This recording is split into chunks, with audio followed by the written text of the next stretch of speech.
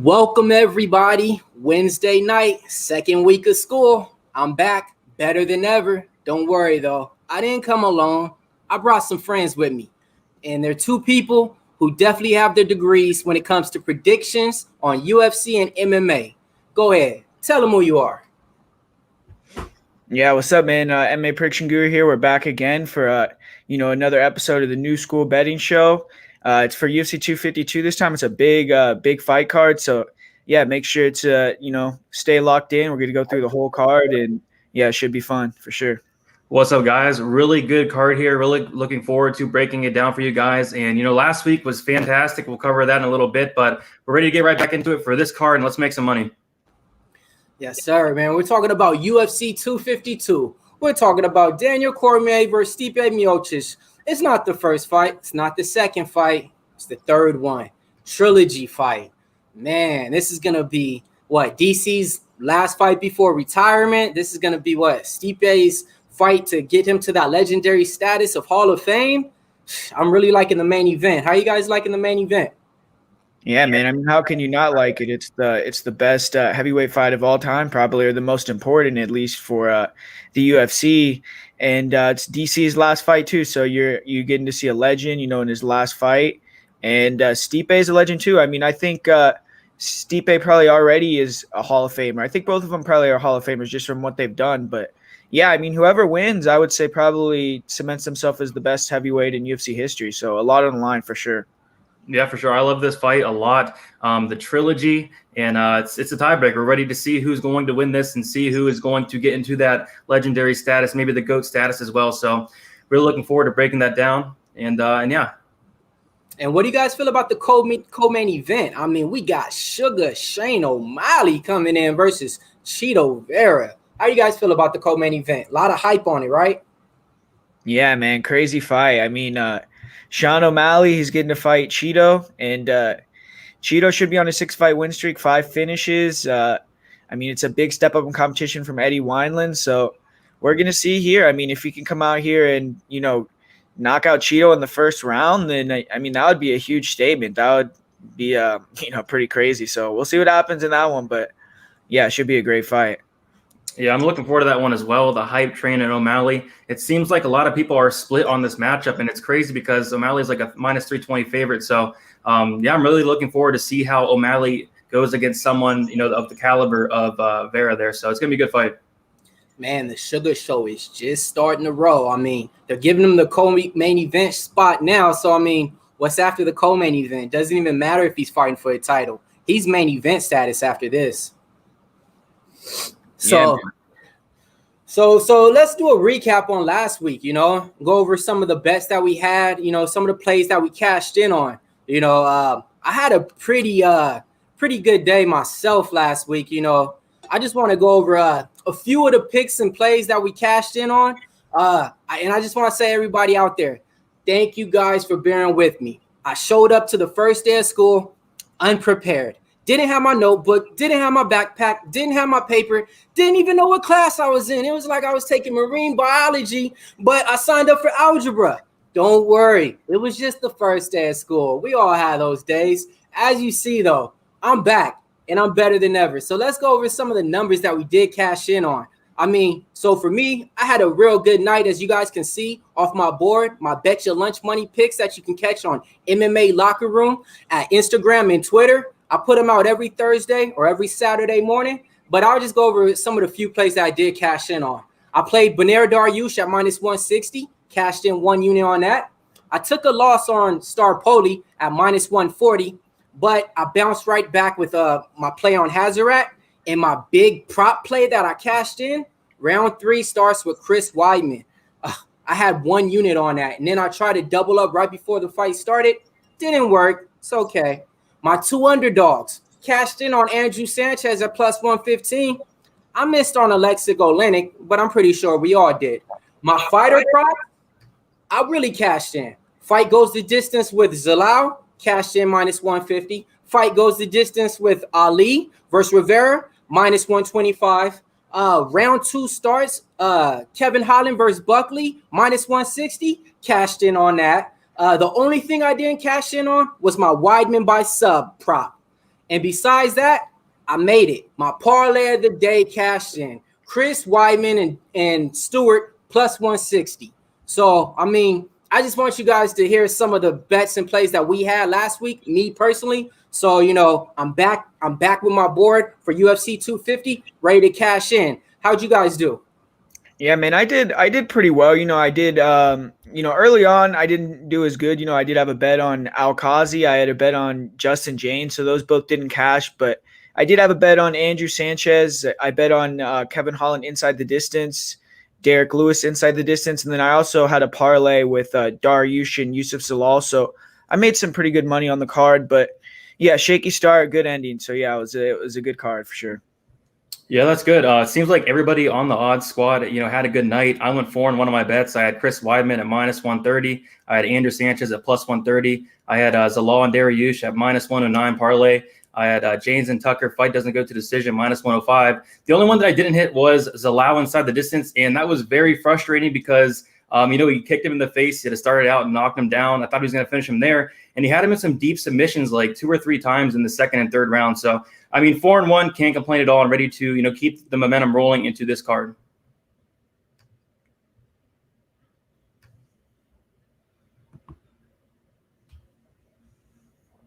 Yo, Mills, you're muted, bro. No worries. So that's how we did last week. So now let's get into it this week. UFC 252. I think we have 11 fights on this card, guys. Yep. Yeah. And 11. It's a good thing that we have 11 because we almost had 10.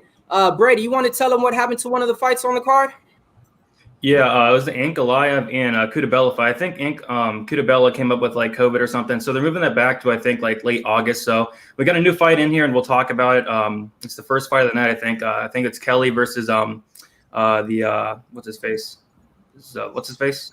Kamaka. All right, so Kamaka. the first fight we got at featherweight coming in, guys. We got Kai Kamaka versus Tony Kelly. Kamaka comes in with the record of 7 wins and 2 losses. Kelly, on the other hand, has 5 wins and 1 loss. Both of these fighters are showing up on short notice. Can you guys take it from here and tell me a little bit more about Kelly and Kamaka?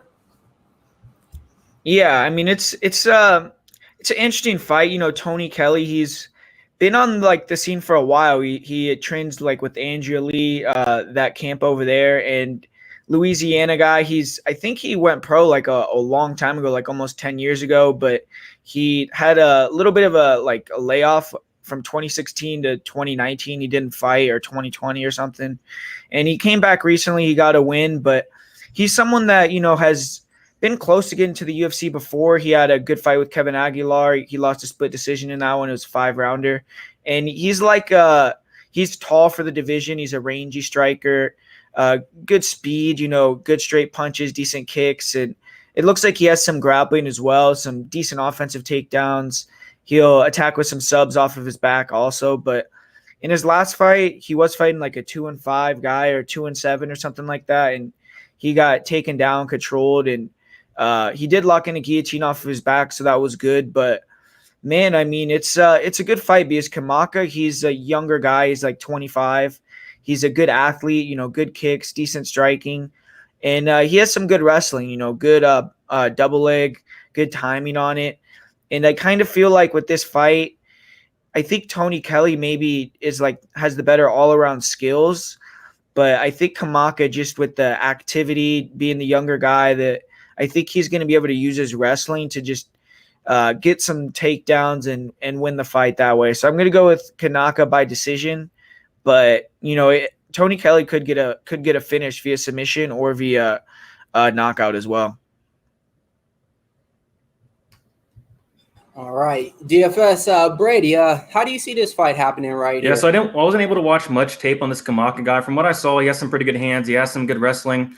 But when I was watching tape on this Tony Kelly dude, I watched that fight from 2016 or 2017 versus Kevin Aguilar, and he looked really good. He looked like he wasn't somebody with only 6 fights on his record. He looked very calm in there. He looked very legit. And I don't know. I like Kelly in this fight. So as for the odds, the books still haven't opened up a line. There's only one book that opened up a line, and they have it at minus 200 for Kamaka. I don't know if it's going to stay that way, but I think the fight's going to be a lot closer than that line. So I'm curious to see what the bookies open this up at.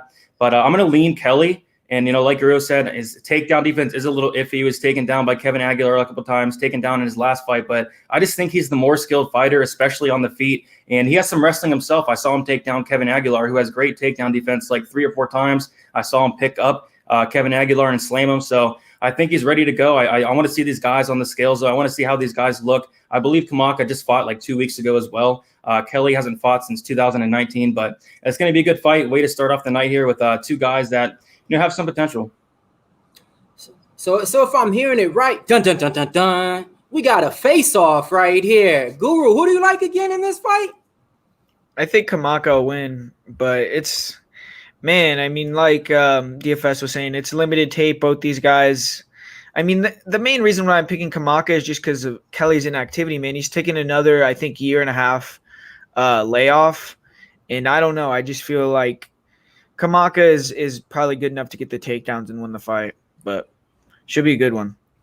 Yeah, all right. So this is what we're gonna do. We're gonna try to keep track now. Whenever we got Guru disagreeing with DFS by the numbers, and let's see who ends up better at the end of the night. So this is the first one that we got for you guys. We're gonna call it the odds face off between Guru and DFS for right now. So you got Guru on Kamaka, you got DFS on Kelly. So we'll go ahead and see how that fight plays out. And then so moving on to the next one, we're moving up to some big boys right here. 2 heavyweights coming in there looking to throw some blows. You got Chris Daukis coming in with the record of 8 wins, 3 losses versus, let me say it right, not Peter Parker, but Parker Porter. Yeah, Parker Porter, guys. He's coming in with 10 wins and 5 losses. 2 big heavyweights. What I've seen from Chris, he looks like somebody who tries to go for the takedown. He's decent on his feet, but when it comes to the experience, I got to go with Porter in this one. I believe Porter has fought people like Gabriel Gonzalez before. He lost to John Jones within 30 seconds of one of his fights. He has good, clean boxing, but I'm a little bit timid on both of these fighters right here. So I'm going to let you guys take it away. Yeah, man. I mean, you said it. It's like, I don't know how anyone could have a good solid read on this fight. It's 2 big sloppy heavyweights making their debut. I mean, I think it's going to go under 1.5 rounds for sure. I don't know. I mean, Daukis to me is probably the better athlete and better early on. Like in the first round, he's pretty dangerous. We've seen him drop like Zhu and Yanru, who fought in the UFC, almost take him out, but he has no cardio, man. So if it hits the second round, I think Porter, is more economical style. The leg kicks will maybe take over, but I mean, Porter looks like he has some decent grappling as well, but really no wrestling, like good jiu-jitsu. Yeah, I mean, I'm not super enthralled with this fight. I'm not going to be like betting either side, but I'm going to pick Chris Daukis by first round KO. First round KO. Okay, we might have to visit that at the end of this and see what those props are. Brady, how do you see this fight playing out? I mean, Guru broke it down perfectly. Like, this fight is extremely ugly. It could be an exciting fight in that first round, or if it gets extended, I think it's going to be a really sloppy heavyweight fight. But I do think the better fighter is Christopher Daukis. He hits harder. He is more athletic, and I don't see Porter being able to come in here and take him down. It doesn't look like he has the wrestling to do that. Porter, the past couple fights, he looks like he doesn't come in the best shape, but I did see him go into the third round. He's able to push through. He looked tired, but he still was able to. So I give the cardio advantage to Porter, actually, but I think Daukis is going to get him out of the early. I also think a first round KO, but I wouldn't really touch it from a betting perspective. If anything, maybe the under 1.5 would be something to look at, but probably a dog or pass. Actually, Daukis is like -105 and Porter is -115. The line is closing up a little bit. I wouldn't be surprised if it's a pick 'em by fight time, or even if Daukis is a slight favorite. Okay. So it looks like we got a old sloppy high school fight where you got the one guy who really doesn't want to fight, but he's forced to fight because all his friends are telling him you got to hit him back, versus another sloppy guy who's just fighting just to fight. So yeah, definitely. I'm glad it's not kicking off the card though. So it's the second fight on the card. Definitely not looking any ways to play that one. So for that one, I'm gonna just pass on that one, man. But those odds, see, this is what gets me though. It's because I like to target some of the fights to where they have, nice even odds to where it's close to a pick 'em. But I'm staying away from this one, man. I'm staying away. I'm not tempting. I'm not taking the bacon, folks. I'm not taking it. Smart. So now we got what? Now we got our next fight on the card. And this one's coming at featherweight. This one, I believe this one's going to be a real good fight right here. We got TJ Brown coming in. He's the heavy favorite at -175 versus Danny Chavez coming back at an underdog +150. TJ Brown has 14 wins, 7 losses. He's 1-1 in the UFC. He won his fight on the Contender Series by a triangle choke, but then he lost by a guillotine choke to Jordan Griffin. He has 4 wins by KO, 9 wins by sub. He's one of those guys who's gonna be in your face, has that constant wrestling pressure and put it towards you. The one thing about him that I did notice, he lands 3.4 significant strikes per minute, and he averages over 8.3 takedowns per fight. On the other hand, you got Danny Chavez over here. He looks like a good striker, tends to fight a little bit wild at times. How you guys see this fight playing out with Danny Chavez and TJ Brown, Brady? Actually, I like Brown, quite a bit in this matchup, but it's tough because there really isn't much tape on there on Chavez, so I wasn't able to see much. But from what I saw, I watched a fight from like 2016. He was taken down a couple times. He looked kind of like a fish out of water on the ground, but that was so long ago, and there's not much tape on there, so I'm not overly confident in it. But I like this guy, TJ Brown. He's a very, very good wrestler, very, very good grappling, and the line is actually coming in on Chavez. And I mean, I don't really know what people are looking at because I couldn't find the tape. Maybe they have some inside info, but from what I've seen and from what I can tell, I think Brown's going to be the better fighter here. I think he's going to use that wrestling, get him down. But the thing I want to point out is Brown doesn't really look like he's the most durable guy. He's been submitted 3 times, making mistakes on the mat. We saw with Jordan Griffin. He's been knocked out twice. I've seen him dropped a couple times as well. So that's kind of swaying me away from passing. But if the line gets closer, Brown was like -180. He's down to like -145. If it gets any closer, I might have to take a shot on Brown. Elite wrestler and elite ground game. I think he's going to get it done on the ground. I think he's going to get a submission or just win a dominant decision here. Yeah, I mean, it's a good fight. I think that Chavez on the feet, he has like kind of that Miami style, like George Masvidal type precision striking style, good movement, good kicks. And I think on the feet, he definitely has the advantage here. I mean, we've seen TJ Brown. His striking is okay, but it's kind of open, wild. He does have a nice head kick, but I definitely think if they just strike on the feet, I think Chavez will probably knock him out. I think Chavez has good counter striking, good speed, pretty precision type striker. So I think he'll probably be able to hit the knockout if they stay striking. But yeah, it's going to be interesting with the grappling because Chavez is a black belt in jiu-jitsu, but I haven't really seen much grappling from him in MMA, and he did get submitted 1 time already. So who knows? I mean, maybe he's not going to be the best on the ground, but I feel like I'm just going to go with Chavez here. I don't like TJ Brown. I think that he's finishable. He makes a lot of mistakes. Like on the ground, he got submitted in his last fight. He's been submitted multiple times. He's been knocked out multiple times. I think that Chavez is the more dangerous guy. So I'm just going to pick Chavez here as the underdog. No play for me, but I'm just going to go with Chavez. Dun, dun, dun, dun, dun. Second face-off for the card. Here we go again, folks. This is what I'm here for. I'm all for the disagreement. So we got Guru going with Chavez to get it done, and you got Brady going with TJ Brown to get it done. So this is what I'm going to do. I'm going to give Brady 15 seconds to convince the chat on why TJ Brown is going to win. Then I'm going to give Guru 15 seconds to convince the chat on why Danny Chavez is going to win. And we're going to let everybody in the chat vote. So you either say Guru or you say Brady. And go. TJ Brown, I think he's going to win this fight. He has very good takedowns, very good grappling. If he comes in here and fights smart, doesn't stand with Chavez, he's going to win this fight. I really don't see him losing this fight if he comes in here with the right game plan. Chavez is dangerous. He's knocked out his last 3 opponents. But before that, in 7 wins, he didn't have any knockouts. So that's kind of weird there. But I think Brown wins this fight with his wrestling and his grappling, dominant decision or a nice submission there. And stop. Guru, the floor is yours. 15 seconds. Convince him. We got 1 for Brady. Go. Yeah, I'm going to go the other way with Danny Chavez because I feel like he's just the more dangerous fighter. TJ Brown, we've seen him make a lot of mistakes. He has 7 losses out of 14 or out of 21 fights. So I just feel like he's going to be able to go in there. He's going to either get a knockout or get a submission victory with his black belt. So I'm going to go with Danny Chavez. I just, don't have a lot of trust in TJ Brown. Stop. All right, people in the chat, please. I want to give a shout out to everybody out there in the chat, man. We couldn't do this if it wasn't for y'all out there. We're going to shout you guys out in a minute, but go ahead, drop in the comments. Who won? Okay, let me count them up. You got 1 for Guru. You got 1 for DFS. You got 1 for Guru. You got 1 for DFS. Oh, we're 2-2. Oh, you got Brady. Okay. I'm going to leave this open for about 5 more seconds. So far we got Brady with 3. We got Guru with 2.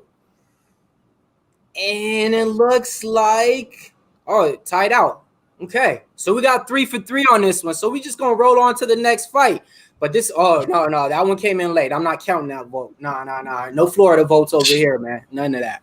All right, man. So now we moving on along in the card. And I just want to give a shout out to everybody out there rocking with this. If you guys can please hit that like and subscribe button.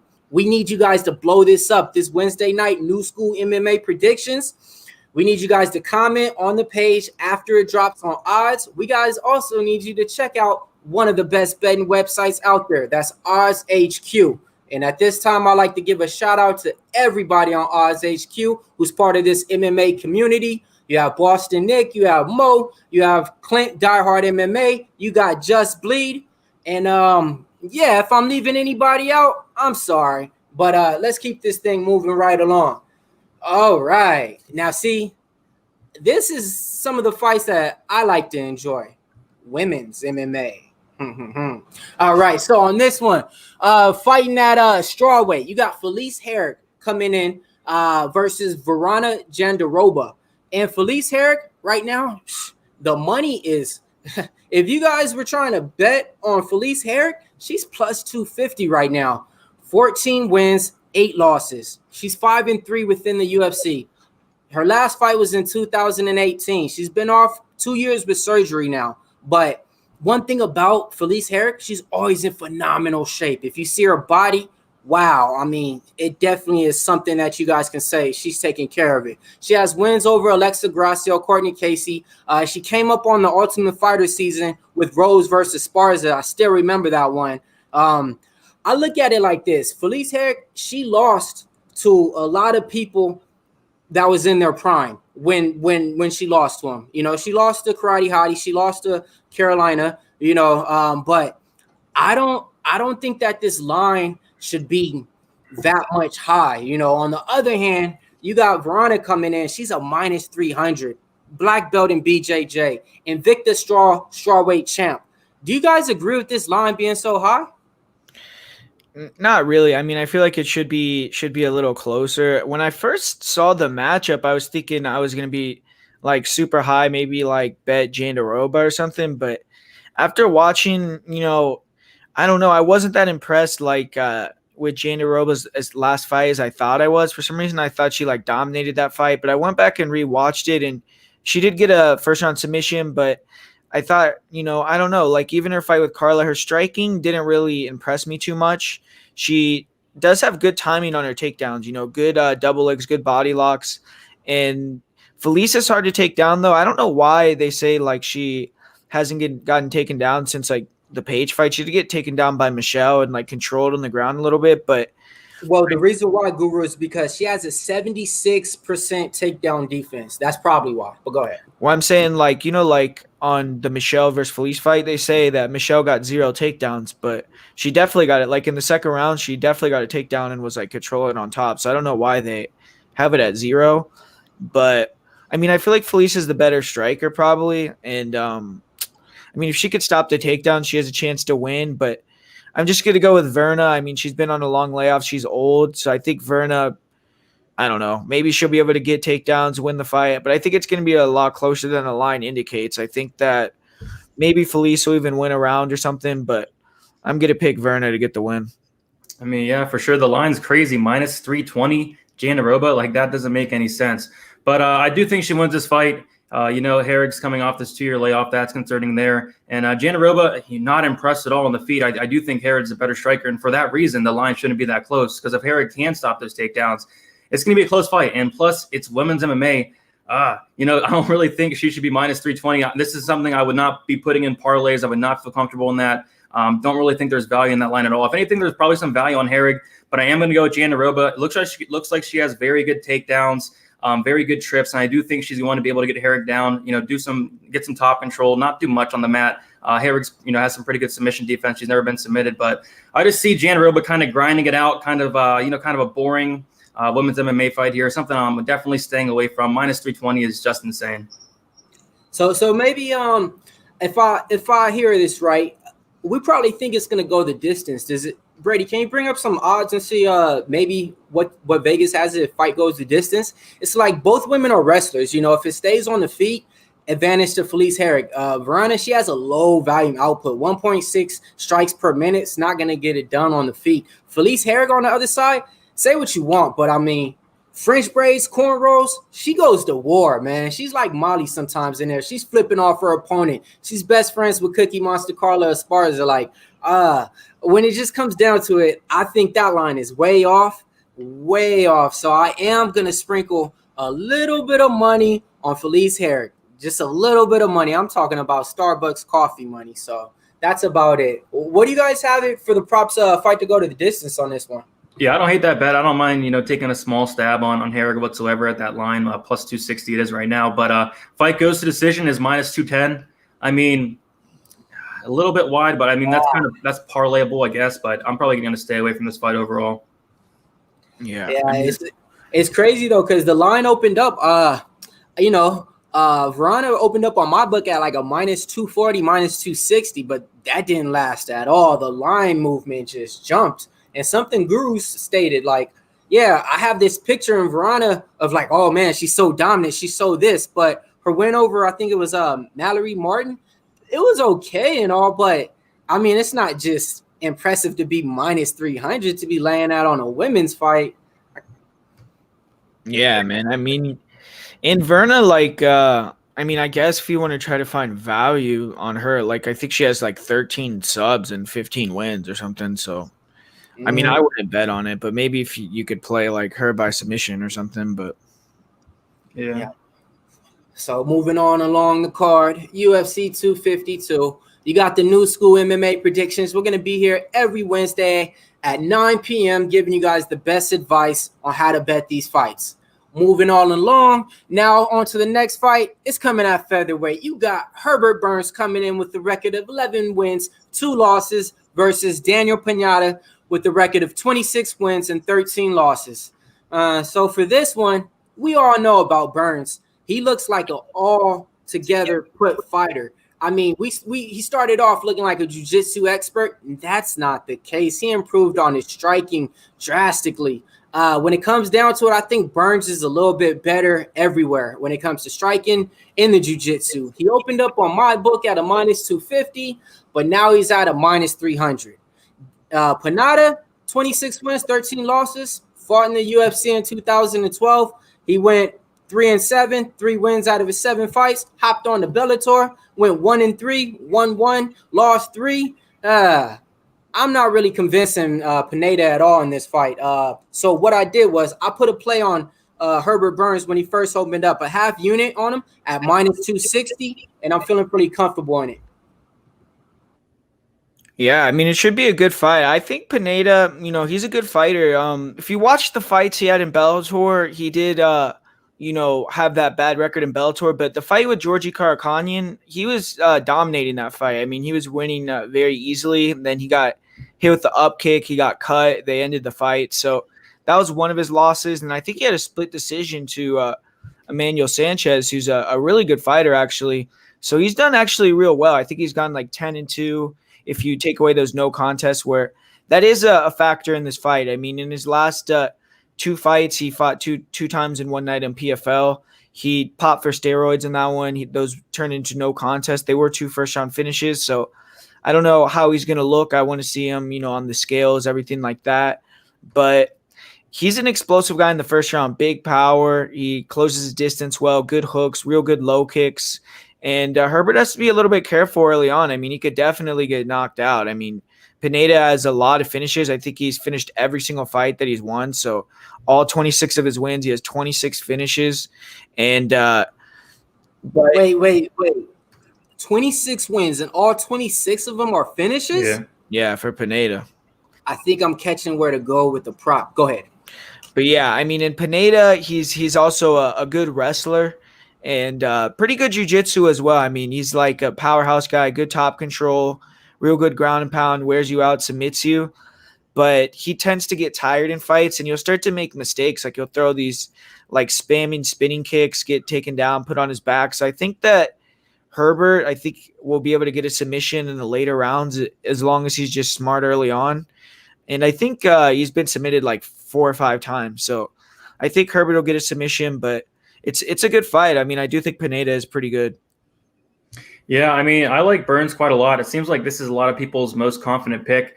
The line is now to -300. Honestly, I think that's a little wide. I mean, Pineda's no scrub whatsoever, but, just watching Herbert Burns, throughout his past couple fights, I thought his striking was a little bit of a weakness for his, but, it seems like he's definitely improved that, definitely been working on that. And, what he wants to do is get this on the ground. And when he does, like you said, Pineda's been submitted 5 times. I think he's going to catch him, but I don't know. I think this is going to be a dangerous fight for Burns, especially early. Pineda has finished 31% of his fights by knockout, 69% by submission. I don't see him submitting Burns. I think Burns has the better BJJ. I do give the favor to Pineda on the feet, but, I just see this hitting the mat, one way or another, whether Pineda shoots for a takedown or the Burns even goes for a takedown and gets him down. I think it's going to hit the mat, and when it does, I think Burns is going to submit him. I'm going to say in the first round. As for the props, the under is, juiced at -135 for under 1.5. And the fight doesn't go to decision is -390. So I think that's the second or first largest on the card there. Yeah. Ooh, yeah, that one's hurting my heart, man. I wanted to play that one, but god damn, 390? Oh man. Yeah. No, I gotta pass on that one, man. Plus I already got money on Burns. So wow, I really wanted to play that prop, man. So what about you guys? You guys feel pretty confident in Burns? I mean, definitely Pineda can get him with the TKO, like Guru definitely stated out. 26 wins, 26 KOs. God damn.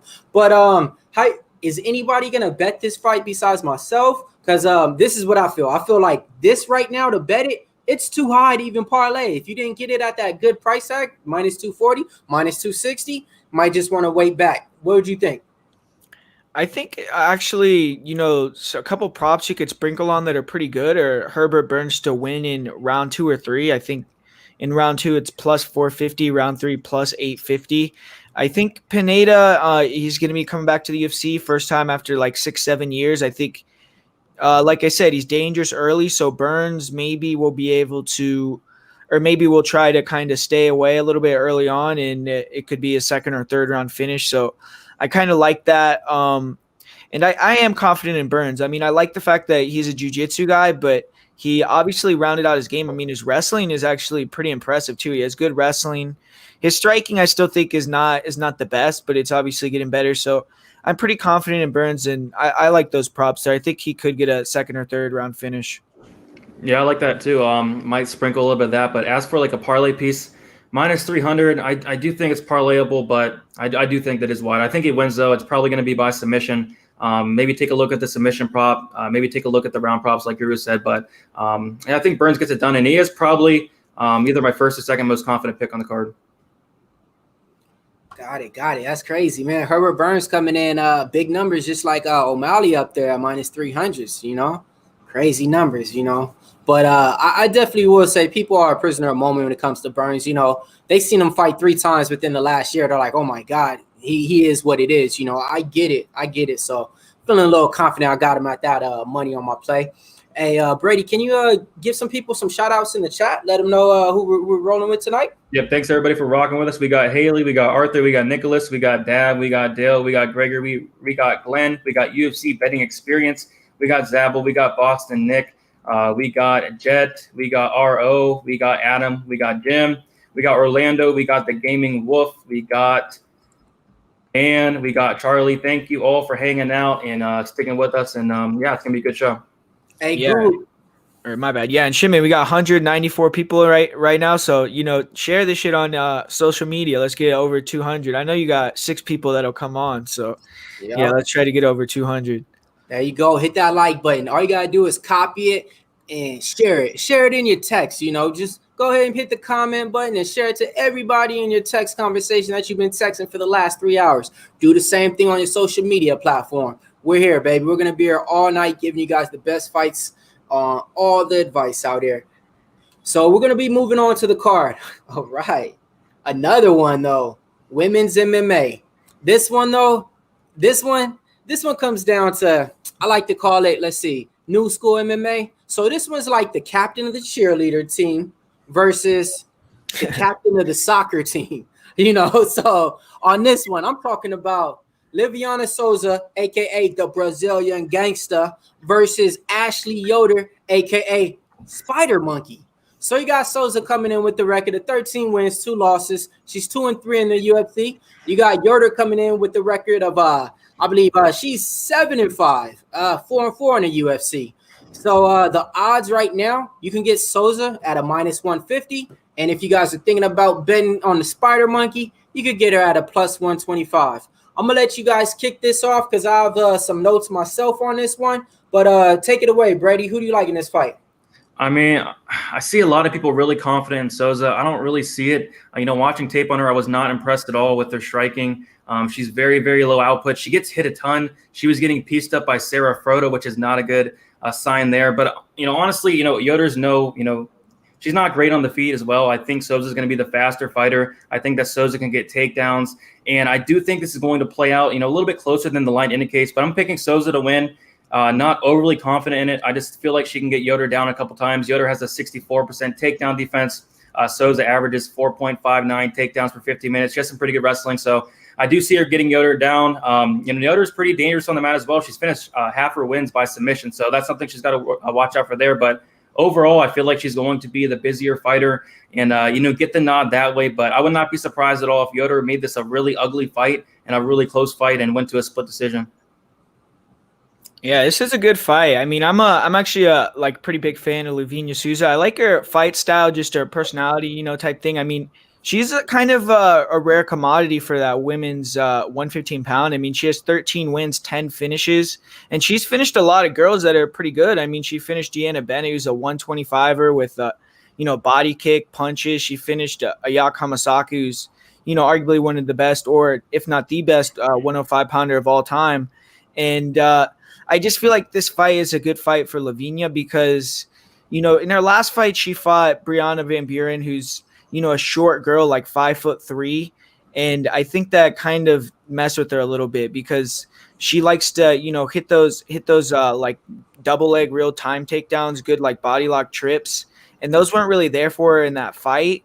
And she was struggling with the speed too, like the way that Brianna was closing the distance on her. I don't think that was just a good style matchup. But with this one here with Yoder, I mean, I think that on the feet, Souza hits a lot harder. I think that, she actually has power. Like I've seen her knock girls out cold. And on the ground, Yoder is a girl that kind of likes to create scrambles, and she's pretty good herself. But against Livia, I don't really think that's a good game plan, man. I think that Livia is going to be able to, probably get a dominant position and catch a submission. I mean, we've seen Mackenzie Dern. She basically was like a couple seconds from submitting Yoder, but Yoder got saved by the bell in that fight. In this fight, I just think that Livia just has a lot better takedowns than Dern. So I think she's going to be able to, force the grappling a lot more. I think there'll be a lot more scrambles. And I kind of think that Livia will get a finish. So I actually did put a half unit on her to win inside the distance, like plus 485. So I like that bet. I mean, she finishes a lot of people. Yoder is someone that really likes to grapple too. So it probably will, be good for Livia in this fight. So I think, she could get a finish here. Yeah, see, so for my take on it, I mean, you got Yoder. When it comes to this, I'm kind of a fan, because he's easy on the eye. I will say that, not that bad of a fighter, but when it comes down to it, she trains with Team Quest, people like Dan Henderson, Ed Herman, Sam Alvey, Jesse Taylor. So, I mean, she should have that wrestling pedigree in her background. But will she try to use it against Souza, the Brazilian gangster? Don't think so. She might get subbed. But, Souza, when it comes to it on the feet, low volume, though. She only lands 1.79 significant strikes. But the stat that I love, she averages 3.3 average takedowns per fight. So with that, I definitely like, Souza in this one. So I locked her up when she came out at a minus 145. I put a half unit on it.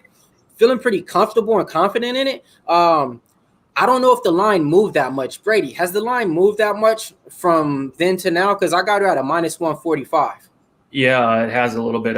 Now Souza's at minus 165, so there is some money coming in on her. And how do you guys see this fight playing out?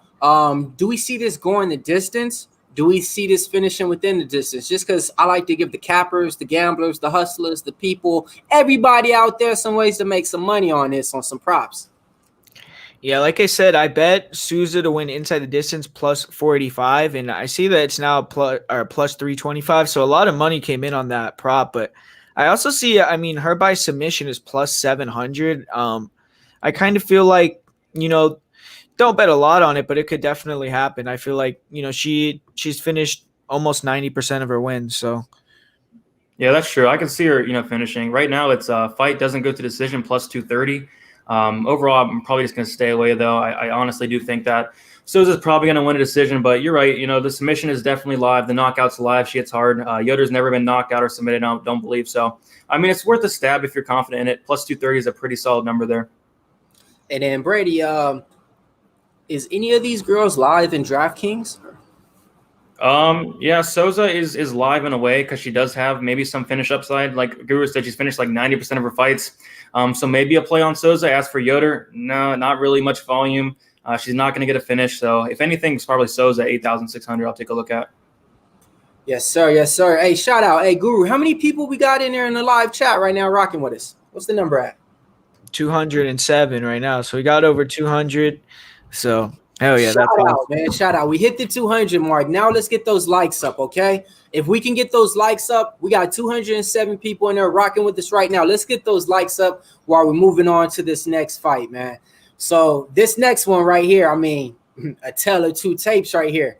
Lightweight at that. You got Jim Miller coming in with 32 wins, 14 losses, coming in at a nice comeback underdog money at plus 110 versus Vince from Hell Pichel. 12 wins, 2 losses, coming in, not a heavy favorite, nice money favorite at minus 120. Guru, how do you see this fight playing out? Yeah, man, I like Jim Miller here, and I think that, a lot of people actually like Jim Miller, but I just feel like when you look at Vince Pichel, he's had his career kind of derailed by injuries. He hasn't been active at all. He's like 37 years old. He finally went in there with a decent guy. I don't think Roosevelt Roberts is anything to really, write home about, especially when Vince fought him. Vince fought him a couple years before Jim. So I'm sure Roberts being, a younger guy, he probably improved a lot in between that time. And we saw Jim still go in there and handle him pretty easily. And when I'm just looking at the fight, I just think Miller on the feet is better. I think that, that straight left, the low kicks, Vince Pichel, he likes to, stay on the outside, move, throw a lot of kicks, switch stances, try to come in, catch people. But man, it's like, I don't think he's going to be able to do any of that tricky stuff on the outside with Miller. I think Miller is just too much of a veteran for that. And then the main thing about Vince Pichel that I just don't like is he has 22% takedown defense. And since you've seen him come back after his injuries, his takedown defense is non-existent. If you can get in on his legs against the cage, you're going to take him down. So he backs up in his fights, and he gets taken down against the cage. Against a guy like Jim Miller, I don't think that's really a good proposition. I think Miller will probably be able to get the submission here. But yeah, I'm going to go with Jim Miller. Yeah. Okay. I know, Brady, hold on. Before you get to it, because I want to go over a little bit of something that we went over last night. So on this one, this one's like when your homeboy likes a girl, right? He likes a girl, right? And then your friend tells him something like, "Oh, nah, man, I don't think you should date her. Why not?" Then he tells her the secret, like she has ugly feet. Then all of a sudden your homeboy's off the girl. He doesn't want the girl no more. Then all of a sudden he doesn't like the girl. This reminds me of the same scenario with this fight playing out. Brady, you know exactly what I mean, you know, because now he doesn't like the girl no more. He's on. Go ahead. Who you on this fight? Yeah, so Guru was talking last night. I haven't looked into the fight yet, and he was saying that Pichel is a 20% takedown defense, and I'm a numbers guy, so I really looked into that. I started watching the tape. In the past 2 fights, he's been taken down 11 times. I know like 8 of those was from Gregor Gillespie, but still, I mean, it seems like whenever somebody tries to shoot a takedown, they get it on him. So I'm predicting, and this is a bold prediction here, Jim Miller first round sub. I think he's going to get him out of there early. Miller is very, very dangerous in that first round. And the thing I want to point out is Pichel averages 4.25 takedowns per 15 minutes in all his fights. And, you know, that's something he's probably not going to want to do in this fight against Jim Miller, you know, very dangerous on the ground. So we're taking a lot of Vince Pichel's game away in this fight if he doesn't go for those takedowns. And on the feet, I think it's really close, and I think Miller is a more dangerous fighter on the feet as well. Just taking a look at the finish stats here, Miller has finished 69% of his fights, and Pichel has finished 66% of his fights. I do think someone's going to finish in this fight, and I think it's going to be Miller very early with the sub, whether it's Pichel trying to take him down, or whether Miller gets him took it down as well and submits him. Nice argument, nice comments. I mean, I agree. But I'm gonna stick to my guns. I like the girl. Her big feet is okay. She could put some shoes on for all I care. She ain't wearing no heels when I'm out. In other words, give me Vince Pichel right here. I'm on him, folks. Booked him up 1 unit, minus 115 when he came out. When it comes to it, I hear you guys when it comes to the finishing rate, but on the feet, I got to go with Vince Pichel here. I think he's definitely the cleaner boxer. He lands 3.2 significant strikes per minute. On the other hand, you got Jim Miller coming in at 2.81 strikes per minute. So, I mean, I got to go with Vince Pichel in this fight. I'm not, you know, too convinced on this one as far as I am on other fights that I bet. But, I mean, at a minus even price tag, I'm going to stick with my girl, man. I'm not letting whatever they told me what she did with the other guy ruin what I got going. I'm playing Vince Pichel on this one, baby. But I will say this.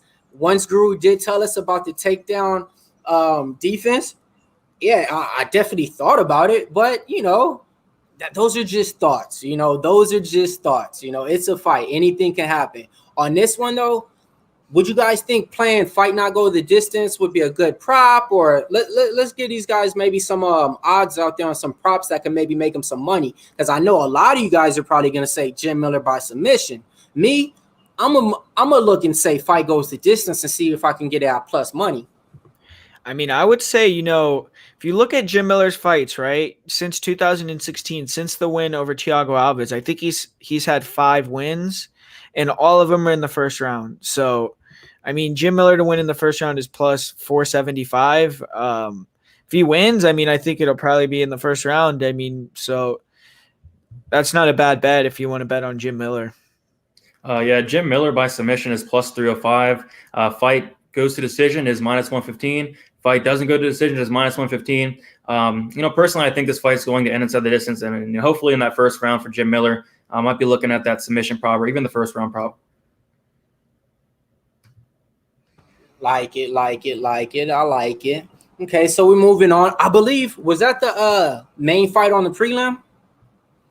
I think that was right? Yep, that was the last fight. Or I think that's the first fight on the main card now because of the Jan went out, Kutilaba. Got it. So we on to the main card, folks, you know. So I was going to introduce the main card with the next fight, but I guess that's the main card, you know, since that's how the story goes. Yeah. So moving on to this next one now. It's taking place at bantamweight, right? We have John the Magician Dodson versus Merab Dvalishvili. John Dodson coming in ranked number 9, 21 wins, 11 losses. Man, this guy came from the Ultimate Fighter. Big fan of his. I remember his fights with TJ Dillashaw. The list goes on. And then Merab, on the other hand, this guy is like a prisoner of the moment guy right now. He's coming in hot. I mean, anybody who's seeing him right now, money's coming in. Merab, when it comes down to it, he will be the bigger fighter. I think Merab has 2 losses in the UFC, and they're all to wrestlers, not strikers. So when it comes down to it in this fight, I think Merab is definitely playable here. He averages 8.6 takedowns per fight, if I'm correct. Like, that's That's crazy bizarre right here. You know, he keeps a forward pace on you. No matter what's happening, he's going to keep coming, trying to get you to the ground. In other words, if you guys can kind of see how I'm going with this fight, I'm on Merab on this fight. I locked him up at minus 185 when he first came out. I put a half unit on him then, and then I seen him drop to minus 180, and I thought to myself, what's going on? Then I doubled up, put another half unit, so I got 1 unit on Merab right here, and I locked him up at minus 180, minus 185. Right now, he's at a minus 220. How you guys feel about this fight? Yeah, man, it's a good fight. I mean, it's a big step up for Merab. I mean, his last fight, he was fighting Gustavo Lopez, who, that was his UFC debut. So, I mean, John Dodson, he said almost 20 fights in the UFC. Did come back, get that big win his last time out where he knocked out Nathaniel Woods. So I'm sure his confidence is back up after, that he had, I think, a 3-fight losing streak, right? So, he is coming off of a win now. He's fighting another one of these guys that he's probably going to be a little more confident in, a guy that, like you said, is like the hot topic of the week type guy, but he's not really an established person. He's not like someone that's at the top of the rankings in the top 5, top 10 or anything. And Dodson, I mean, historically, he's been a guy, when you look at his style, he kind of likes to run away and try to land that left hand, and that's really it. He has real big power. And in his last fight, though, I will say, I mean, he was closing the distance and exploding with some nice combinations, and he's really hard to take down and control. So I think maybe early on he could give Merab some problems, but I just feel like since he's gotten older, he's his output has gone way down. He doesn't really do as much in the fight. So I think that Merab, maybe he'll be able to like just hold him against the cage, even if he can't control him, like mat return him a little bit and maybe even land more volume on the feet and just win a decision. But at the line that it's at, I mean, I wouldn't bet on Merab. I think that Dodson has the value at this point. But yeah, I mean, I'd probably pass on the fight at the current line. Yeah, well, the thing is, like, yeah, you're right about the odds, man. Like, Merab is minus 240. And I did place a bet on him. I bet him on Sunday. I bet him minus 130 to win by decision. I think that props at like minus 150 now. So I do think there's still some value there. As for the fight goes, I like Merab a lot here. Dodson is someone that if he did throw more volume, I would definitely take a look at it. Maybe he could win, but he just doesn't. He averages 3.3 significant strikes per minute. Merab averages 3.84. And, Dodson does have very good takedown defense. I think that's why the line should be a little bit better. I mean, a little bit closer. Dodson is better on the feet. And I do think Merab's going to be able to get him down, but his top control is not that good. So I can see some instances where, Merab gets him down. Dodson's able to get up. And, Merab just mat returns him. Dodson hasn't really fought, a wrestler like Merab. Like, he's going to get takedowns. I would be very surprised if he didn't. But yeah, give me Merab to win by decision. And I picked him to win by decision. I bet him to win by decision because Merab's only finished 27% of his fights by finish, 9% by submission, 18% by knockout. And I don't think Dodson's ever been knocked out or submitted. So I do like that play quite a bit, minus 130. And I'm pretty confident in it. As for the line right now, I guess it's a parlay piece. But, man, if that line keeps getting wider, there will be some value on Dodson. I agree. And, man, that's why I love hanging out with my boys right here, Brady, man. He's a numbers guy, man. You hear those numbers right here? And something you hit on. I mean, John Dodson does have great takedown defense. It's 80% at that. So, is Merab going to be able to take him down? I'm pretty sure after he tries 9 or 10 times, he might not be able to take him down on the first time, the second time, but this guy's not stopping at all when it comes to it. John Dodson does have that just thing to where he seems to impress us in the fights that we seem to fade him, so this can be one of those John Dodson moments right there. Do you guys feel confident betting any props in this one? No, I mean, no. Dvalishvili minus 160 for a decision. I wouldn't bet on that personally, but Brady, yeah, what I'd about just fight going the distance? What did you say? What about fight going the distance? What's that at right now? Can you give us some it's going to be very juiced. It's minus 290. Fight goes to decision. Yeah, I see. Okay, and what about DraftKings? Because I know already right here, Merab is definitely probably going to be high. So what's Merab at on DraftKings, Brady? He's only 8,700, so man, he's going to be extremely high owned and extremely high owned by myself. He scored like 175 his last fight. It's just what he does. He gets takedowns. He doesn't have top control. He lets guys up. Matt returns them. Takedowns are worth 5 points. Get some advances in there, man. If he wins, he's going to be on the optimal lineup. So he's going to be someone I'm heavily invested in. Got it. Yeah, that's for all those people out there playing DraftKings, man. I still got to get into it. I know Guru can't get into it because he's out there in Vegas, but I'm out here in Long Beach, California, so I could definitely play it, but I still need somebody to school me to it, man. So moving on up, man. Moving on up to the card. Next fight on the card. Coming in heavyweights again. This one, I believe, can be fight of the night. We got Junior Dos Santos, former champion. I'm talking about 21 wins, 7 losses, ranked number 5, coming back at plus money at plus 130 on the books versus Jairzinho Rozenstruik, former kickboxer, 10-1 when it comes to his record, coming in at a minus 160 to a minus 145 on the books. How you guys see this one playing out in here? Because to me, this has fight of the night written all over it, or knockout of the night. Yeah, I mean, it should be a crazy fight. I know a lot of people are on JDS, and I mean, I could see why. I mean, I do feel like when you look at it on paper, if you're just looking at the skills, who they fought, the overall, like, just, you know, well-roundedness, I think JDS is the better fighter. I mean, I think he probably has better boxing. He probably has better footwork. I think that he's more athletic. I think his grappling is better. You know, he's a black belt. But JDS, man, he just has taken so much damage. I mean, he's got knocked out 2 times in a row. Obviously, those fights with Kane took, you know, a lot out of him. But I will say, I mean, he looks like he's in phenomenal shape coming in for this fight.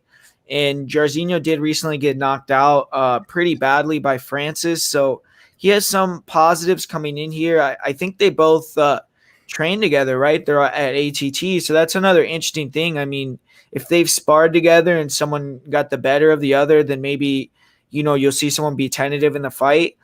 But I just think Jairzinho is just, he's a fast twitch counter striker, dangerous guy. And I think at this point in JDS's career, even though, like I said, I think JDS is the better overall fighter, I just think that the damage and just the explosiveness and just the ability to close the show from Jairzinho will be able to be enough to get him to win. I think Jairzinho will be able to get the knockout at some point.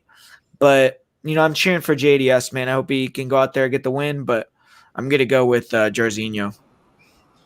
Brady. How you see this one playing out? It seems like the whole entire world is on JDS, and I can see it, like, on paper, like Rue said. He should win this fight. He's a better striker. He's a veteran of the sport. You know, all the stats are better. He lands more strikes. Rozenstruik has a 32% strike in defense. I mean, all the stats are there that says JDS should win this fight. But, you know, going back and watching the tape, especially his last couple fights, JDS is making some mistakes. He's making some mistakes. He leaves a lot of openings. In the Francis Ngannou, he threw a wild shot. Ngannou was able to easily counter that. In the Blades fight, he was leaving a lot of openings, and Blades was able to counter that as well. And people don't really understand how hard Rozenstruik really hits. He hits extremely hard. He knocks somebody down with a jab, Crowder. You know, he knocked out Overeem in the final seconds of that fight. This dude hits like an absolute truck. And there's arguments that, yeah, JDS is going to go in there and take him down and submit him right away or ground and pound him easily. That's just not what JDS does. JDS averages less than a takedown per 15 minutes. JDS has a combined 2 takedowns since 2012, 8 years. It's just not going to happen. I mean, if he came in there in the Francis Ngannou fight and looked like he had a takedown heavy game plan, maybe, you know, I would think he would do that here, but he didn't. He wanted to strike with Francis Ngannou. I think that's what he's going to do here. Try to, you know, stand and bang with Rozenstruik, maybe stay to the outside a little bit. But I just see Rozenstruik catching him at some point. JDS is definitely towards the end of his career, 36 years old. He's been knocked out 5 times. He's been knocked out twice in a row. And I know a lot of people are talking like, yeah, Rozenstruik just got knocked out. It's all fresh in our minds. We just saw that. But that was Francis Ngannou. He can knock out anybody. And I do think the power advantage is to Rozenstruik for sure. And I think the durability advantage is to Rozenstruik for sure. You know, Rozenstruik has a good chin, and we can't really take into account the Francis Ngannou punch and knocked him out. It's Francis Ngannou. And, you know, JDS, you know, is a little chinny at this point in his career. You know, getting knocked out by Curtis Blades on the feet is really not a good look. I like Rozenstruik. The line is coming down. I did bet it at minus 150 on Sunday. I did think the line would get wider, but, you know, the whole world is on JDS, so maybe it gets closer to a pick 'em, which I don't really understand, but I can see arguments for it. And, you know, probably going to get a lot of hate for this pick because the whole world is on JDS, but I just see him getting knocked out at some point. It's really hard to count on JDS's chin at this point. Okay. So what this kind of reminds me of when it comes to like a schoolyard placement, it's like that one guy who's been the guy, you know, knocking out everybody, you know, whoever it comes to fight, you know, hey, you guys want to fight? He's the guy. Now you guys got the new transfer coming in from the rival high school coming in trying to take your territory.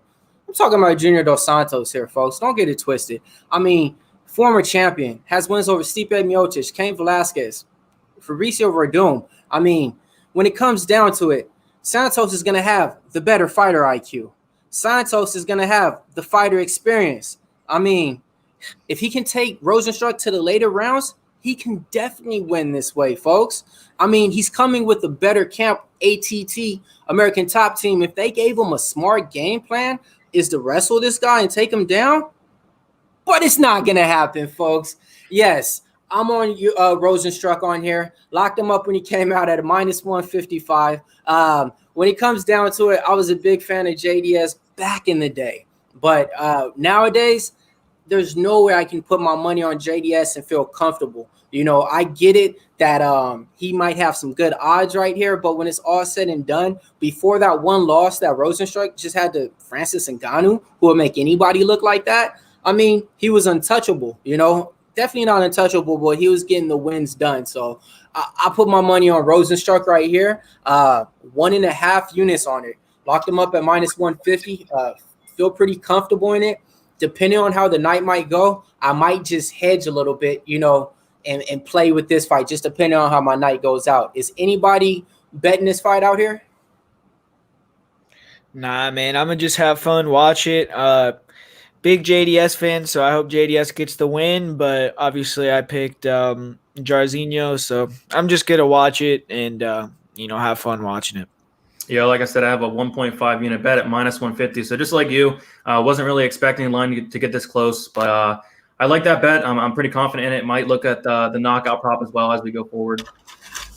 Nice. I love it, man. Whenever I got somebody on the same card with me with the same bet, oh, man, let's make this money. Moving on to the card. So we only got 2 fights left. I want to take this time. Let's Brady, can you shout out some people in the chat? Because Guru, what numbers are we at right now? If I can see, our numbers are rising, folks. So shout out to everybody out there. Yeah, we're at 229 right now. So, yeah, we keep going up. Thanks for hanging in with us. I guess you're liking the show. We keep going up. So, yeah, that's good. Yeah, who's in the chat, Brady? Yeah, thanks for hanging out, guys. We got Robin here. We got Jonathan. We got Boston Nick. We got Trent. We got Souza. We got Sustain. We got Freddie, we got Hendrick, we got Gregory, we got Charlie, we got Jonathan, Rob, Hendrick, Gaming Wolf, Patrick, and Milo, we got Charlie, we got Pineapple. Thank you all for hanging out tonight. And thank you guys. Please hit that like and subscribe button, please. All right, so we're moving on. We have 2 fights left.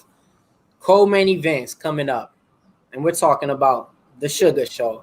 Sean O'Malley coming in, 12 wins, 0 losses, ranked number 10 bantamweight fighter versus Marlon Vera, 17 wins, 6 losses. Man, guys, this fight right here, a lot of people are hype on it. A lot of people are thinking that Sean O'Malley's just going to walk away with it. So how do you guys see this fight playing out? Whew, man, yeah, this is an awesome fight. This is probably, you know, I think I'm looking forward, obviously, to DC versus Stipe. But besides that, man, this is a fight that I've been looking forward to for a long time. And, man, I mean, Yeah, I see a lot of people are very, very high still on Sean O'Malley, the Sugar Show. And I mean, rightfully so. His last couple fights, when he fought Tecco, when he fought Eddie Wineland, looked really good. I mean, the feints, the lateral movement, the way he could control the center of the cage, throw those long kicks. I mean, those kicks that were barely missing against Eddie were like dangerous, man. The spinning kicks, he made Eddie kind of look like he was out of place in there, knocked him out. But man, I mean, it's going to be Chito Vera, man, in there. This isn't going to be Eddie Wineland anymore. So, I mean, when you look at Chito Vera, he's been in there with some guys, man. He's been in there with John Lineker in Brazil. Went all 3 rounds, won the 3rd round against John Lineker. I mean, I think John Lineker is probably one of the hardest hitting guys in that division. He ate all of his shots. He just fought Song Yadong. He ate a lot of big shots in that fight. And man, I mean, Chito is a guy that, I think that in the first round, he's obviously kind of a slow starter. O'Malley comes out really fast. So Chito could get knocked out in the first round. It's possible. I mean, if Sean O'Malley knocks him out in the first round, that'll be, a huge statement also. But I think as it keeps going on, I mean, we haven't seen Sean O'Malley out of the first round in a long time. I think since his fight with Andre Sukumtath, and he's never won a 3rd round I think he did win the 3rd round versus Terrion Ware, but that was a close fight. Then he lost that 3rd round against Andre Sukumtath, and I just feel like, I mean, this is another level, man. I feel like Chito, if he can get out of the first round, I see his forward pressure, his boxing start to kind of wear on Sean O'Malley, and then it's just down to, if someone makes a mistake. And I feel like Chito's the veteran. He's better on the ground. And I think after the first round, he'll be the more dangerous guy after, Sean O'Malley gets all that, like real explosiveness kind of go down with the stamina. I think Chito has the better cardio. He's been in there just with the guys, man, where he's been in dogfights, things like that. And, man, I just feel like I'm going to go with Chito Vera, 3rd round finish. I think in the clinch, it's going to be a big issue for Sean O'Malley. I mean, I watched his fight with Terrion Ware, who was the only guy that really put him in the clinch. And he was hit with some big knees, like big Muay Thai plum knees, big elbows. And that's Chito Vera's shit, man. I mean, he's really good in that Thai plum.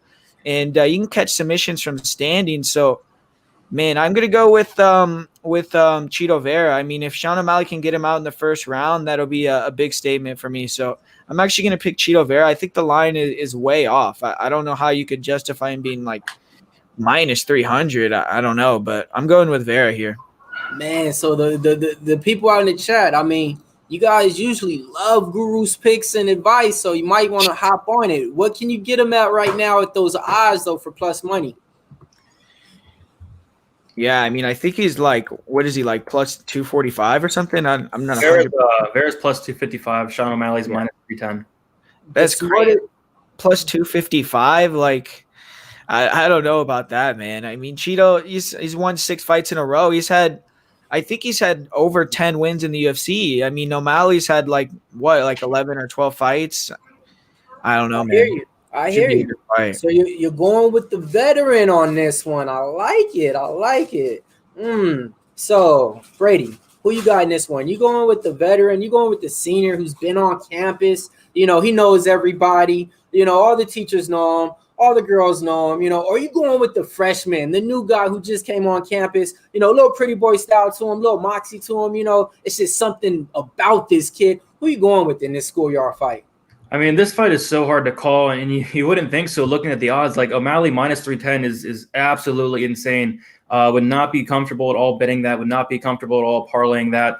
Vera is absolutely no joke. Of course, there's so much hype coming in here with O'Malley. Everybody wants to bet him a lot of he's a fan favorite. I mean, he's an entertaining guy, but this fight's going to play out, very, very close.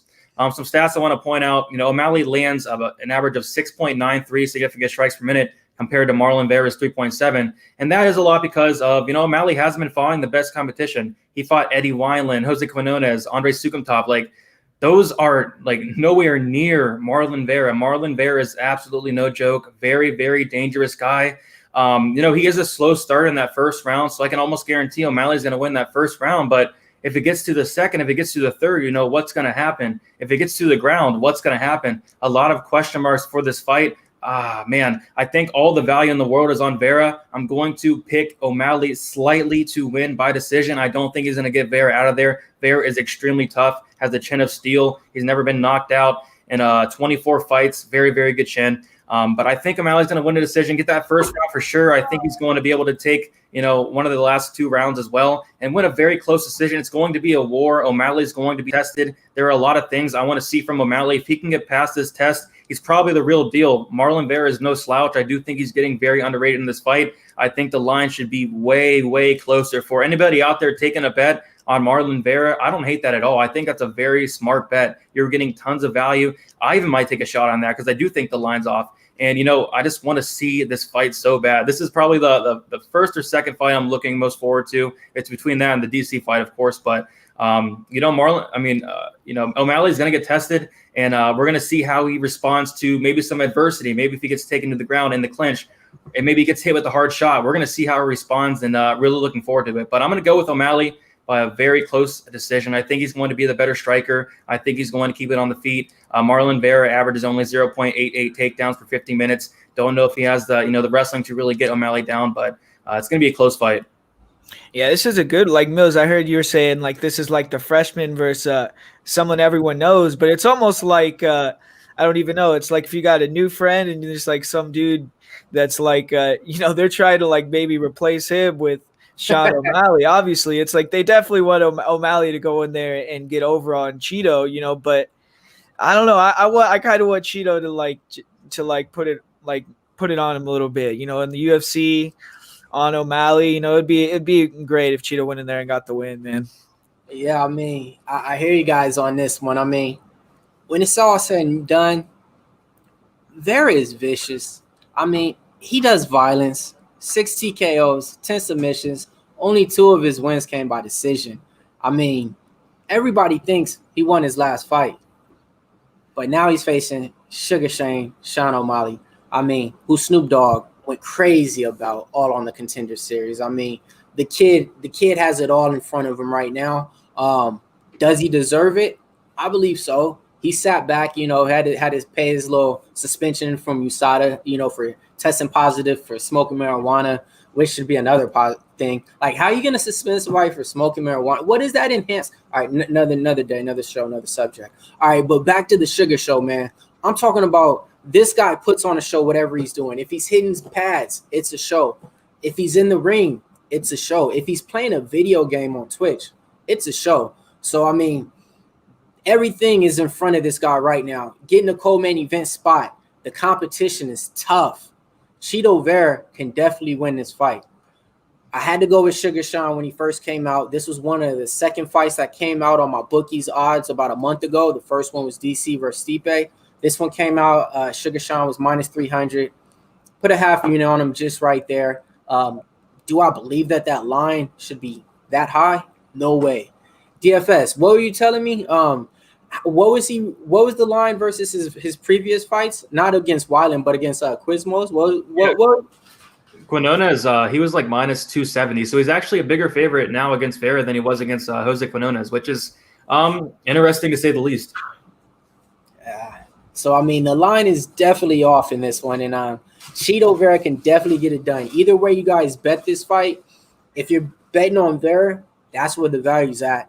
If you're betting on O'Malley, this is probably the lowest you're ever going to be able to get him at again going forward. Because think about it, co-main event, and he started off minus 300 against Vera. So he's not going to get any lower than this. But yeah, man, this is just one of those fights, man. I can't wait to see how it plays out, man. Co-main event.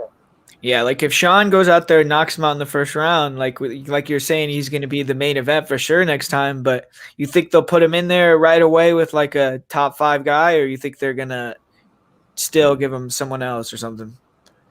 What do you think, Brady? I don't know. If he wants a top 5 guy and he asks for it, I think he'll get it. But I don't know. It's going to be a good fight, though. I think they would definitely not give him the top 5 guy. They're still going to wait around, because they know once one loss happens, kind of the hype train goes. He's undefeated in the UFC. So, I think they're still going to baby him around, just like Conor in a way. Conor didn't come out fighting everybody. This guy technically has 3 fights in the UFC, not including the Contender Series. So, you definitely gotta bring them around slowly. You see what happens when they try to move fighters way too long, way too quick, and that whole hype train gets derailed though. So, Brady, let's give some shout out to the people in the chat, man. We on the 261 now, man. Shout out to everybody out there, man. If you guys could get us to 300 on our second episode, second week of school, I told you guys we back, man. We coming with the new everything. Let's go, baby. Yeah, we got Bill in the chat. We got Odds HQ in the chat. We got Josh. We got Jonathan. We got Danny, Mark, Kuro Ninja. We got Souza. We got Freddie. We got Charlie. Thank you all for hanging out. Jason. Peach, thank you all for hanging out. 260, that's pretty good. We're going to keep the numbers rolling week after week. Yeah, hell yeah. Yes, sir. Now, the introduction has come, want to thank you guys for rocking with us. We started at 9 p.m. Now we're coming down to the last fight, talking about Daniel Cormier, former heavyweight champion, former heavyweight champion, versus Stipe Miocic, the champion now. They didn't fight once. They already fought twice. This is the trilogy, folks. So just before we go over this fight, let's talk about the first fight, how that one played out. Let's see who Guru had in that fight. Let's see who Brady had in that fight. Then let's go over the second fight, see how that one played out, and then we'll go over this last fight of this trilogy, heavyweight match. Yeah, I picked DC both times, so got the first one right, the second one wrong, but yeah, so that's what I went with on the first two.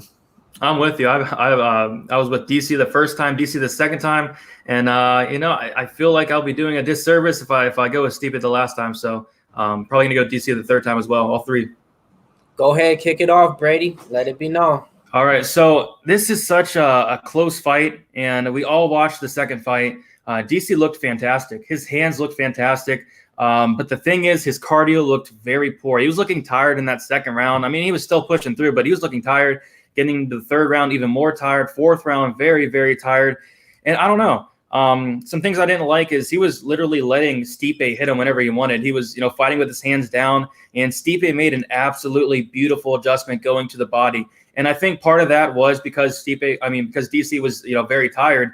Another part of that is it was a great adjustment, but DC, I thought, fought, probably the worst game plan possible. I liked what he did in that first round. Went in there and got a takedown, was able to get, like a minute or two of top control. I think he needs to do that in this fight. And in a bunch of interviews, I've heard him say he's going to come in there with that game plan, with the wrestling game plan. And that's really what he needs to do. And another thing about is, his cardio, it was poor. And he said that would never happen again. And if he comes in here with a great gas tank, if he comes in here looking good on the scales, I might place a bet on DC. But overall, this fight's going to be very close. I see, a lot of people are split both ways on this fight. I think DC is the better fighter overall. If he can come in here with a smart game plan, get in the clinch, get takedowns, fight smart. And a lot of people are talking about, Stipe already has the game plan written in. Like he's going to go to the body right away. I'm about 99% sure that DC's been working on that. DC's been working on something to kind of stop the body shots and all that, and maybe go for takedowns. Hopefully he does. If he doesn't and he fights, with his hands down, maybe he gets knocked out again. But I don't know.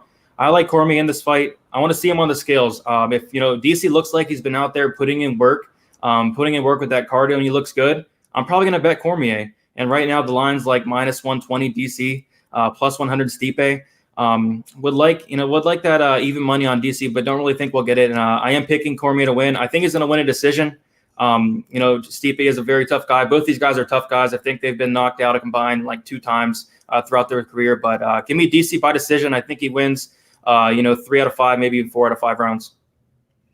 Yeah, man, this is an awesome fight. Like it's like I said, like it's weird. It's like Stipe to me, when you look at him, I don't think he's better than DC anywhere. Even on the feet, DC was doing a good job. Like he would control the hands and then throw punches over the top. When Stipe tried to close the distance, he was getting in that single collar, throwing the short shots. That's how he knocked him out in the first fight.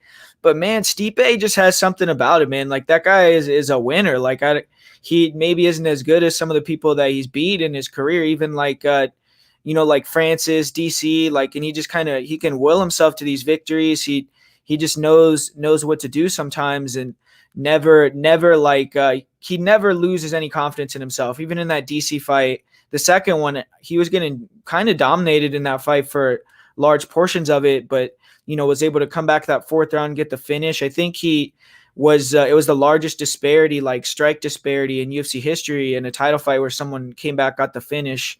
And I mean, I feel like it's like DC, he's saying that he's going to wrestle more. And in that first round, he did get that takedown. He controlled him on the ground. I feel like if he does do that and can get some top control, maybe that will help him with his cardio if he can rest on top. But if he starts to go for those takedowns and he can't get it, that could also, be a big negative for him. If he, can't get a couple of takedowns, he could get tired that way. So that'll be interesting. I mean, I feel like early on, I think that he's actually gonna try to take him down, maybe like he did in the first round. And then I think he's gonna strike a lot still in the fight though, because I feel like his striking is better than Stipe's. He has faster hands on the inside, and he was landing way more. So I feel like if he just lowers the volume a little bit, but keeps that forward pressure and just kind of stays in his face, forces the clinch more, he could win a decision that way. But Stipe in the later rounds is always going to be dangerous for a guy like DC who fades, who's the smaller guy. I mean, Stipe has the range, and that 1-2 after the body shot that knocked out DC was nasty, man. It came in right away, right after. Stipe, he's going to be the fitter guy in there. So if it gets into the 4th or 5th round and DC gets tired again, he could maybe get another late round finish. But with this being DC's last fight, I think he's going to, have a lot of motivation to push through, even if he's tired. He's probably training really hard for it. I don't think he wants to, go out there and lose to a guy 2 times in a row because of cardio to end his career. So it's a big motivation in my opinion. So I feel like I'm going to go with DC by decision. But yeah, I mean, anything can happen. Like we saw in the first 2 fights, both of them can knock each other out and both of them can beat each other. So, I mean, gosh, man, it's like, are you guys forgetting who's the champ out there or something? I mean, the disrespect coming on. I mean, a hero out here. I mean, I'm talking about, while the world's in a pandemic, he's over here helping the people. I'm talking about Stipe. Come on now, 19 wins, 14 by TKO. I mean, the amount of people that he beat, he definitely got some legends on his list right here.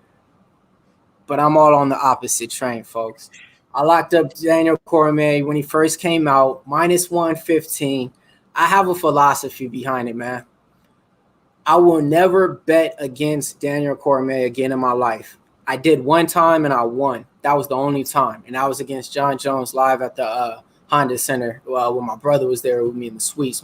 Yeah. But I only bet against him once and I won. Every single time I tried to bet against him, I lost. So I made a vow to myself I would never bet against DC again. I mean, I'm a big fan of this guy. The reason why, he's one of those fighters that come out of there. He's not the most physique guy. He's one of those little chubby physique fat guys that gets it all done. I'm talking about, I seen the rise of this guy when he first came out. What was it, Guru? It was in Strike Force, correct? Yeah. Man, he was fighting people like Bigfoot.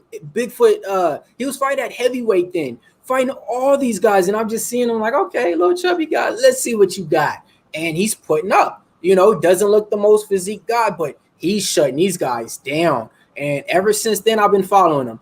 I think he made his debut on the UFC channel when it was on Channel 11, Fox, when it was coming on for free back then. But yeah, so I followed his career ever since it began. And, I was a fan of it. But once he got to the UFC, I was like, yeah, right. He's going to get faded now. Now it's going to show. And whoa, was I wrong, man. Did he win? Did he win? So money, bet your lunch money. I'm all in, man. I'm all in on DC right here. Locked him up at a -115. It's been fluctuating. I think now you can get him at a -105. It's definitely a pick 'em fight. The first fight, he knocked him out. A lot of people said he poked him in the eye. It's debatable. I don't debate that. The second fight, I was actually there live. I seen it happen. He was winning the fight. He was picking this guy over his shoulders, body slamming him like it was no problem. But once Stipe used that fighter IQ and went to that body and attacked that body. I'm trying to tell you guys, I still have the footage. It was hard to see. He hit this guy with like 20 body blows, and he didn't go down, man. It was hard. So, I mean, if he comes out with that fighting strategy in the very beginning, yes, Stipe can win. But I'm all in on DC. It's his last fight right here. And, yeah, man, did anybody else play this fight? I haven't played it yet, but I don't know. I feel like maybe I'll end up playing DC, but I'm not sure, man. I might just pass on the fight. Yeah, I want to see DC on the scales. I mean, if he's looking good, if he's looking fit, I might take a shot at him. But right now it's a pass, but I got to see those weigh-ins for sure. And then how about some props on this one? Like, because I already have a play and a prop that I got locked up. I don't even know if I want to give it out because I already got one unit on it. And I'm thinking about even doubling up. And I think if I give it out, it's going to go up. But how do you guys see this fight playing out? Do you guys see it lasting 3 rounds? A thing I did see was the fight to go to distance is like plus 170. I don't know if I would bet on that, but I do think it's going to go to decision. So maybe a little bit of value there. Maybe you could try to say like Miocic to win it in the later rounds again, potentially also or something like that. But yeah, I'm not 100% sure on the props. I haven't really looked into them too much. Yeah, not really any props to stick out. The plus 170, like I said, I do think DC wins by decision, but DC is capable of knocking out Stipe. Stipe is capable of knocking out DC. So I don't know if I really want to touch that, but I think the value is there, but probably going to stay away from the props. Probably just bet it straight if I do put some action on it. Yes, sir. Yes, sir. Yeah, no. So on that, yeah, we're all in, man. So that's kind of crazy, man. I didn't think we all were going to be in agreement on the main event, you know, like all on DC, you know, coming back, hasn't fought forever. But then again, Stipe hasn't fought forever. So you guys seen that picture of him, though, recently? Of Stipe? Yeah. No, I heard he looks good, though. Yeah, he looks ripped, man. Like, he looks like we never seen before. Like, he looks like his whole body is, like, muscular now. But, man, it's going to be a fight. Oh, yeah. Yeah, man. So, but shit, so does anyone, have any plays they want to throw out for the card? I mean, I got Merab at minus 130 by decision. Other than that, I have a bet on Rozenstruik, and that's my 2 plays so far. I still got to do some digging in. Might place a bet on DC, but I need to see those weigh-ins. Yeah. I got a few plays locked up. Already went over those. One is on Merab. I got 1 unit on him. I got 1 unit on Rozenstruik. I got 1.5 units on DC. But the play and the prop that I will give out, I mean, round 3 starts. I locked it up at a minus 170 for the main event. That prop has been hitting 7 out of the last 10 times that I bet it. Everybody thinks this fight's going to go the distance, right? Okay. Maybe it might not, but I guarantee you this fight will last 10 minutes. That's it. All this fight has to do is last 10 minutes, and you're cashing in right like that. It doesn't matter who wins the fight or who loses the fight, man. So that's my prop that I'm going to give away right there on my Bet Your Lunch Money segment. So, yeah, I cashed it in at a minus 170. If y'all smart, y'all do the same. If not, roll the dice. Let's play, man. Yeah, a couple plays that I have already is I did bet on Cheeto Vera at plus 245 and Jim Miller at plus 105. And then I have a parlay with Lavinia Souza and Herbert Burns that's like plus 160, plus 1 something like that. So to get plus money, those are the bets that I have currently right now. Yes, sir. Hey, that's actually sounds like a good parlay. And Guru, tell them a little about your success rate lately, man. You've been cashing in on these events, right?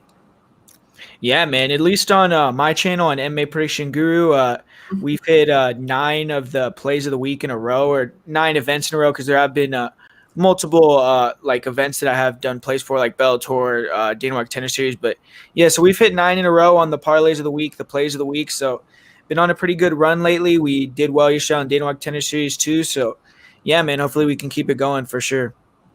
Not just that, I mean, Brady, I already been seeing your channel and your plays, man. You've been killing the bookies lately, man. Tell them a little bit about what you've been doing lately. Yeah, profited the last 6 out of 7 events, swept the whole Fight Island. Can't wait to get back there. Hopefully sweep it again. But yeah, I've been killing it. A profitable week last week, and just hopefully keep the momentum going into this week. There aren't really much spots to bet this week, but we're gonna find them and we're gonna make some money. Yes, sir. Yes, sir. And you already know, man. Bet your lunch money segments. I put them out. Been real successful. The last 5 out of 7 events been cashing in. Over those month and a half, I'm up 3.5 units. So yeah, man. But besides that, man, I want to give a special shout out to my boy Mo Scream out there, man. My man Boston Nick out there. Clint Diehard MMA Just Bleed.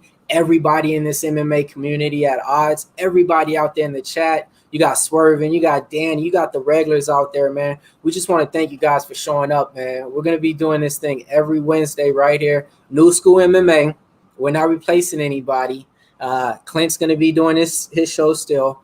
Boston Nick and Mo's going to be doing their show on Friday as well, the after weigh-ins as well. So don't worry. We're just giving you guys some more ways to make some money on these bets and cash in.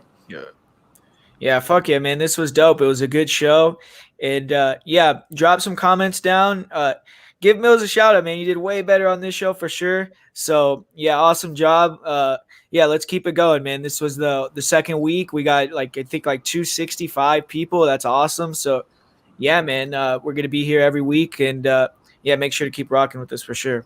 Yeah, thanks for everybody for tuning in. Shout out Mills, you did fantastic. Gru, you did fantastic. Great show. We're gonna be back next week as well. And good luck to everybody. Cashing on your bets this week. We have a fantastic card, fantastic main card, a great co-main event, a great main event. It's gonna be fun. And as always, let's make some money. Yes, sir. Yes, sir. So we're gonna be signing out, man. But like I said, we just want to give a shout out to everybody on the odds. I guess like Mo would say, the bosses of all bosses, Cynthia, it wouldn't be possible without her. She put this idea together, so everybody out there, give Cynthia some love in the chat, man. This wouldn't be possible without her. Like I said, catch us Saturday nights, breaking down the fights, giving you guys the best live advice. Besides that, share this with your guys' friends after this. It doesn't end after the live show. You guys definitely want to get some bets in and listen to this, because guaranteed the odds are going to change. It's Wednesday night, second week of school, New School MMA. You can catch me on MMA Locker Room on Instagram. You can catch me at MMA Locker Room on Twitter. YouTube is the same. Guru, let them know where they can catch you at. Yeah, man, MMA Prediction Guru. You could check that out on YouTube, on Instagram, and then on Twitter. I'm Prediction MMA. Obviously, we're going to be back here on Friday, Saturday, so check that out too. And man. Yes, sir. Brady, the man with the numbers, the guys with the graphs. If you want it all, you guys want to listen and follow him. He just doesn't do predictions. He does DraftKings. He does it all. Go ahead, tell him, man. Tell him a little bit about your channel. Yeah, you guys can find me on DFS by the numbers on YouTube. If you guys are interested in DraftKings or FanDuel or Super Draft, I do some DFS shows on there as well. Going to be going live Friday night as well on there. You can follow me on Twitter, DFS_numbers, or on Instagram, DFS by the numbers. My DMs are always open. You can come in, ask me any questions. I'm usually pretty good at replying. Yes, sir. Yes, sir. That's it for now. UFC 252 is in the books.